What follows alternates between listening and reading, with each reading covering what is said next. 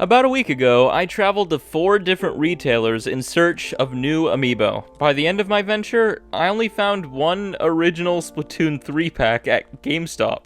Hi, I'm Nintendo Novice, and this is Novice Talks, where I take any subject I want to talk about and, well, just talk.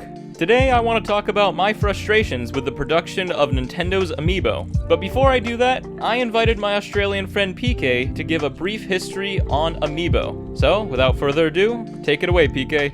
Okay, so at E3 in 2014, Nintendo revealed Amiibo! Amiibo were these cool looking action figures that you'd be able to use in a bunch of different games. Then 5 months after Amiibo were officially revealed, the first wave of Amiibo figures was released alongside Super Smash Bros. 4 on the 21st of November in 2014. In Smash 4 you could train your Amiibos and fight alongside them, which was really damn cool, but in other games the Amiibo really didn't do that much. I mean, it was pretty funny scanning your Mario Amiibo and having a Mario styled Yoshi in Yoshi's Woolly World, but it felt like Nintendo only focused on implementing Amiibo in a cool way in Smash Bros. 4, and didn't really give a shit about how Amiibo would function in other games. Of the original 12 Amiibo, Marth, Wii Fit Trainer, and the Villager Amiibo were extremely hard to find. Just 1 month after the first wave of Amiibo were released, rumors started to spread that Nintendo actually discontinued those 3 Amiibo. But no, they were later restocked at the start of 2015, and were just extremely rare for some weird reason. Then as time went on, Nintendo kept on making new lines of Amiibo. There were numerous Smash Bros. Lines, with there being at least 2 figures in each line that were much harder to find than the others, and in America there were actually Amiibo that were exclusive to certain stores, which I find pretty f***ing funny. Like, who at Nintendo thought that making Rosalina exclusive to Target was a good idea? Like, who the f***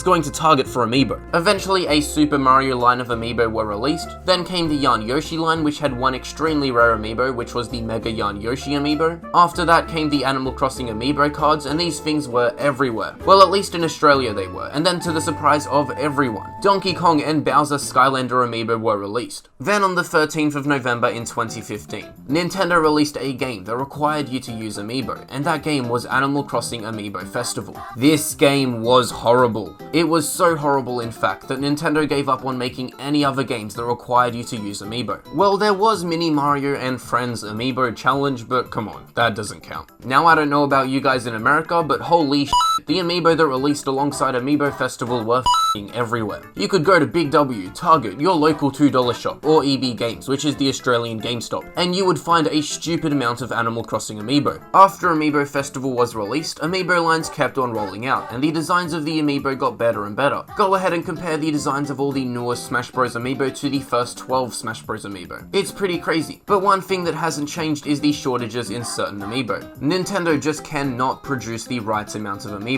There's always either way too many, or there's just none. Due to there always being a few rare Amiibo in each line, the sport that is Amiibo hunting came into existence. People that claim themselves to be Amiibo hunters basically just did all they could to get their hands on all of the Amiibo. I've never taken part in Amiibo hunting as I'm not crazy over Amiibo, but there were a fair few people that took this sport a little too far. So that was just a quick little history lesson on Amiibo from me, and I'll be handing the video back over to Novice. Thanks, PK. And yes, unfortunately, those Animal Crossing Amiibo were everywhere in the US, too. Okay, now that you have a general idea of what Amiibo are and how they operate, I want to talk about my experience Amiibo hunting over the years. I remember the exact trailer Nintendo used to announce Amiibo back at E3 2014. I was attending the Smash 4 Invitational Tournament in downtown LA at the time, and was ecstatic as Nintendo news kept piling on from their E3 showcase. Not only did the trailer announce Amiibo, but it also revealed Miis as playable fighters in Smash 4, and featured Reggie and Iwata straight up pummeling each other.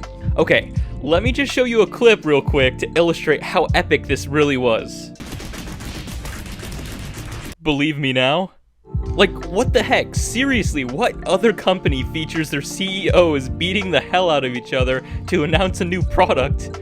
Honestly, this was the definition of a Nintendo hype train. After that, the months passed and I finally got my hands on Smash 4 and the first wave of Amiibo. I was an 8th grader at the time, and my friends and I would always bring our 3DSs and Amiibo to school, making the absolute most out of our last year in junior high. It wasn't too long after, though, that I started realizing the Amiibo supplies seemed to deplete as soon as they were restocked. I even remember one crazy story of a guy spending thousands of dollars pre-ordering Rosalina figures just because he hated the character and didn't want other people to have them. I initially thought Nintendo didn't anticipate how popular these figures would really be, but it's been over 6 years and things still haven't changed. In fact, I'd say it's worse now than it's ever been. Before, I'd see at least 1 or 2 Amiibo at places like Target or Best Buy, but now it doesn't seem like they even have a designated section to put them in anymore. I actually asked one of the Best Buy employees, and he didn't even know Nintendo still sold Amiibo. The only place that seems to still be restocking Amiibo is GameStop, but they still admitted that it's random when new shipments come and what figures they'll be.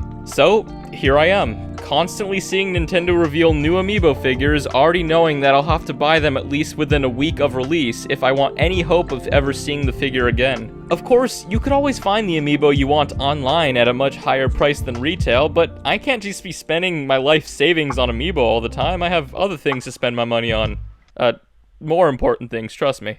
Okay, the main point I'm trying to convey is that Nintendo's weird. Come to think of it, that seems to be the main point of many of my recent uploads, but that still doesn't make it any less true. While I don't have all the Amiibo I want due to scarcity, I'm blessed to still have plenty of the figures put on display in the comforts of my room. While I know I won't be able to keep up with the rollout of new Amiibo as they come, I'll still make sure to keep an eye out for them just in case I somehow miraculously stumble upon one in a Walmart or something.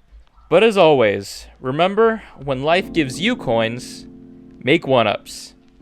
And subscribe to PK!